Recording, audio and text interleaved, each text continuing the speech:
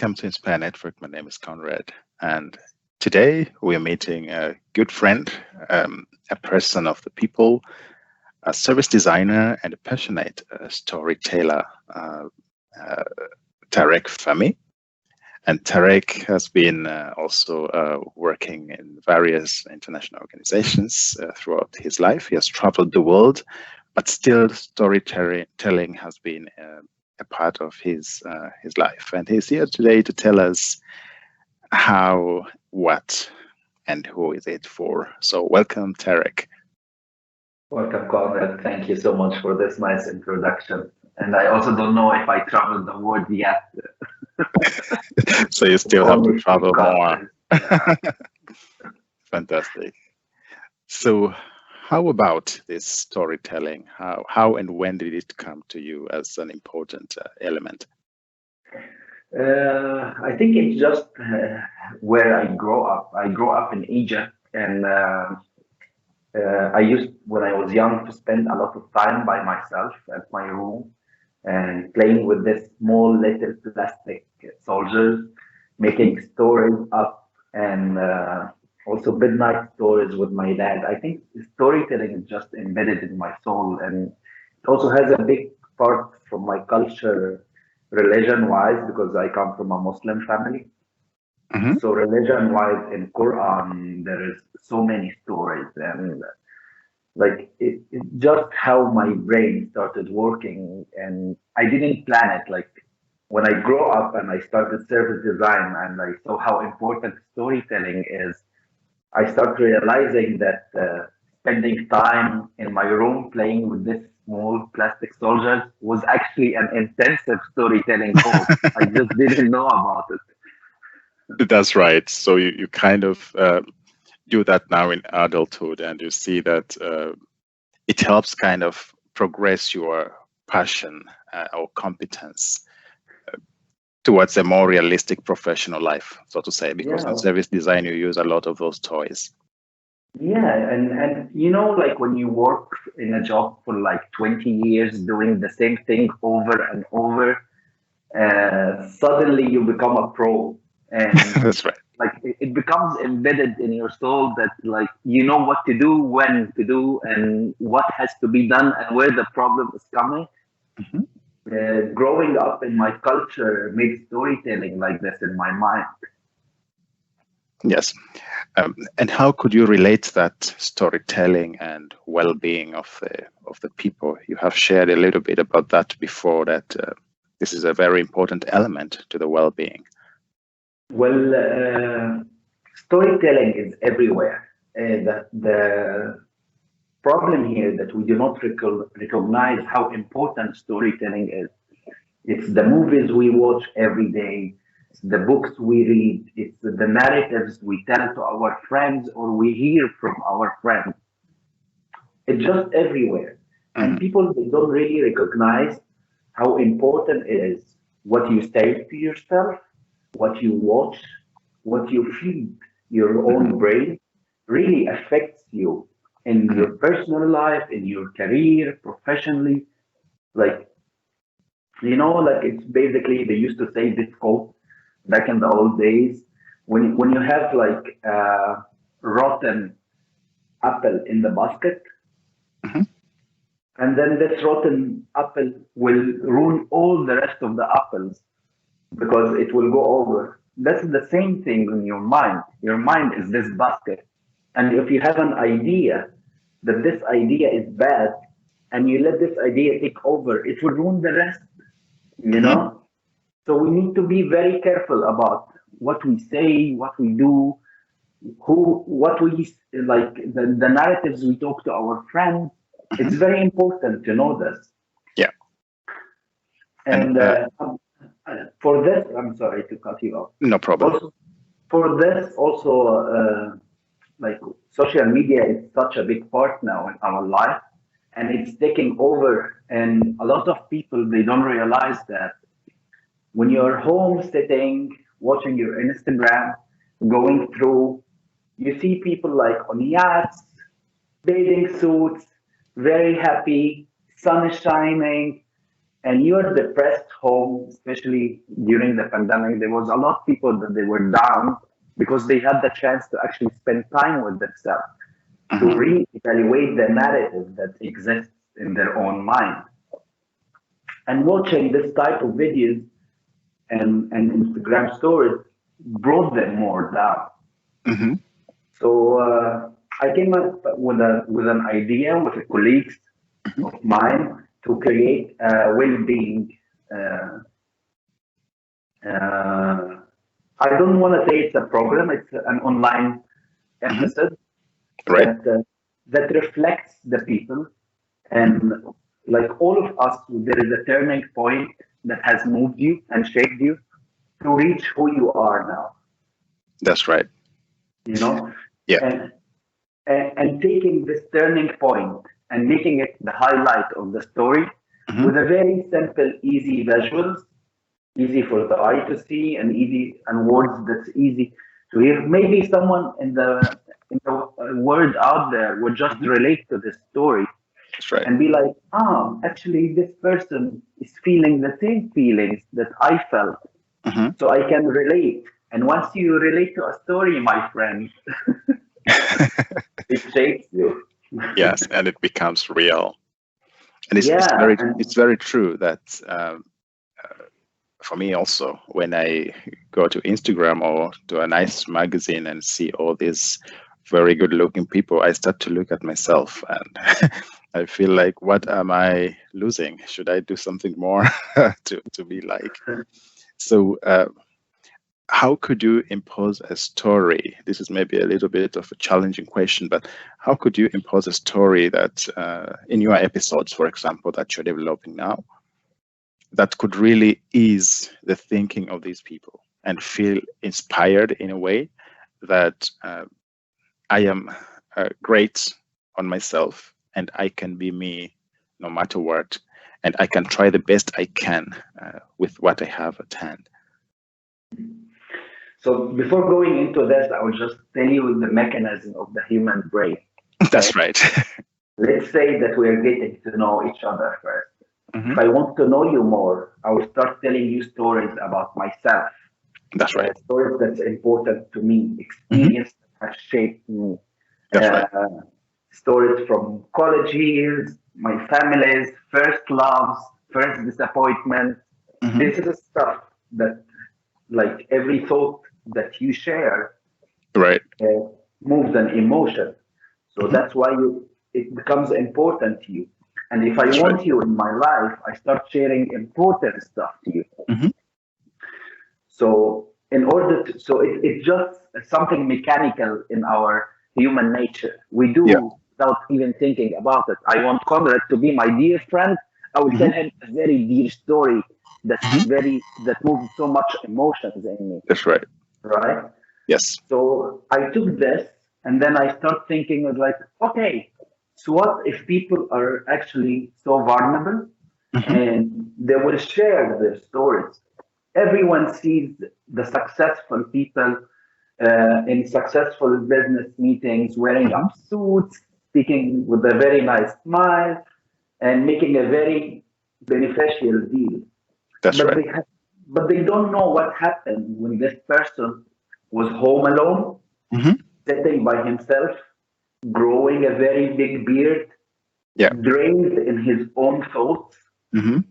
and just losing it. Right. And our society doesn't give us the tool to handle depression or That's right. anxiety or Hmm. panic attacks because they tell you the norm is to be happy. The That's right. norm is to keep the smile. So Hmm. this is what you have to see. And you're not normal if you're feeling something different. Yeah. So the whole idea of my episodes is to actually show the people that these successful people, they have also down moments. And this is how they deal with their down moments. Hmm. Fantastic. And dealing with these down moments actually made them stronger Hmm. because they have realized how strong they are. And Definitely. every time, next time, they will dig deeper. And it's going to be harder. But then Mm. it's going to change them for better. It's going to change their mindset totally. That's right. You have referred to the movies as an example of the current 21st century storytelling style. Many times in movies you have scripts, and the scripts that you have to read in order to act perfectly, which of course I can understand because it's a big production. But then what do you feel? I have noticed that I saw you at the Talk the Talk episode, and I could relate to your story because it was very natural, and you went through speaking the reality without so much of scripting. What do you think is what is the best element of speaking freely, in a sense, when you give a story? So this is a very good question, actually, because I took multiple public speaking courses and with very good speakers, amazing speakers, worldwide, international speakers. And there is one thing that they all agree on. First of all, it's all about you. You have to identify your own strength points. That's you have right. to identify your weaknesses, and then you work on your weaknesses and you enhance your strength. And how will you do this? You just have to throw yourself out there. That's right. Yeah. For example, I have figured out in Talk the Talk that my style is not perfect preparation, which means the preparation is always a key. You have to always prepare what you're gonna say, what's your message, where you're going with your message, what is the takeaway that you want your audience to take with you. That's right. Take home with them, you know. But you don't have to prepare a whole script for this. That's right. You can prepare bullet points, memorize it, and practice with yourself what you're gonna say, what you're gonna tell. Like for example, in Talk the Talk, my topic, because here in Finland, for example, everyone is obsessed with sustainability and recycling and garbage recycling, especially. And it happened that I'm just lucky to know this story because I'm from Egypt.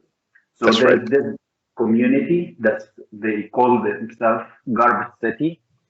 They live in Garbage City, and this community is garbage people, which literally means in Egyptian Arabic, garbage people. We call them Zabbaleen.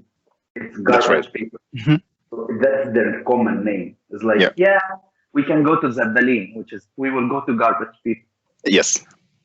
You know, and these people very rich and they have so much money, but they have chose a life that no one is capable to choose.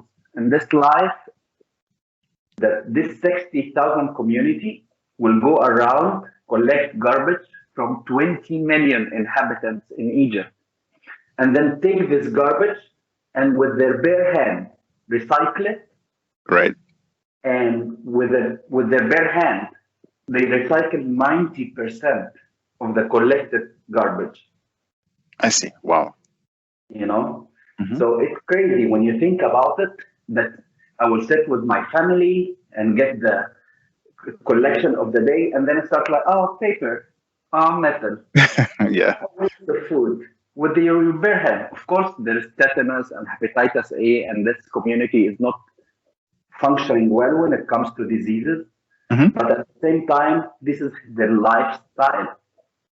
This is the life that they have chosen. So my message in Talk the Talk was like, this is like, stop judging people as per their appearance, because these people is actually so rich and they have the money to do whatever they want.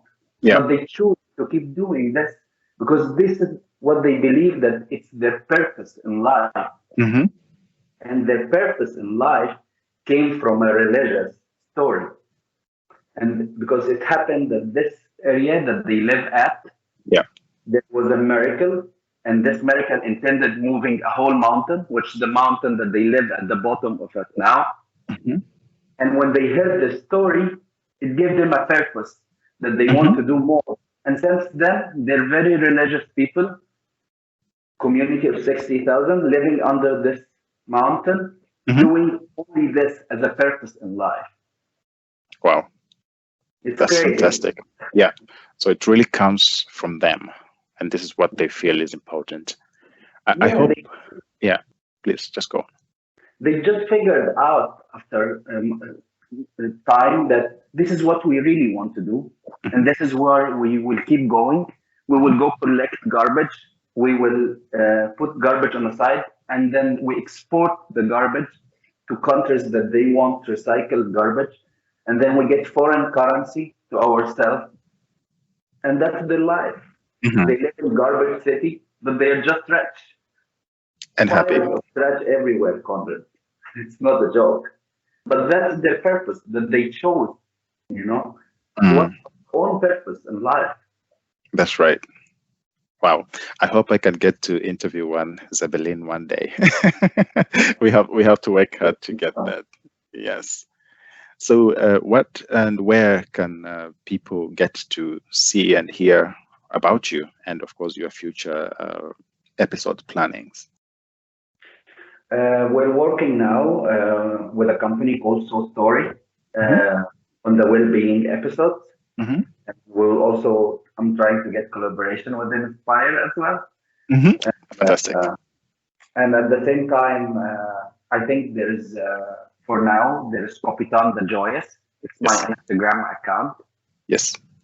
The whole idea of the account is showing fatal facts that people think that it's like the end of the planet, and Hmm. then we add a twist of humor Hmm. for this fact, so you can look at it from a different scope.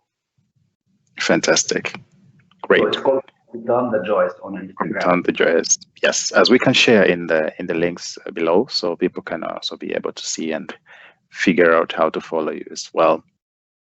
We're so much looking forward to see your stories and inspirations as well, and it's very good to hear the power of story, especially to the current 21st century human beings. We will be in touch, of course, as we continue and follow you as your journey progresses, and I hope we can be partners as well. So we can Yeah, see the next results as they evolve. But for now, I thank you very much for this story sharing. I hope somebody out there has seen your story, and in the future, maybe we can also tell what are the competences needed, or how could the person start what you're doing. of course. Yes, fantastic. Yes, thanks a lot, and I wish you a very good rest of the day, and we will be in contact. Thank you so much, Colin, for this nice chat. Thanks a lot, Tarek. Thank you.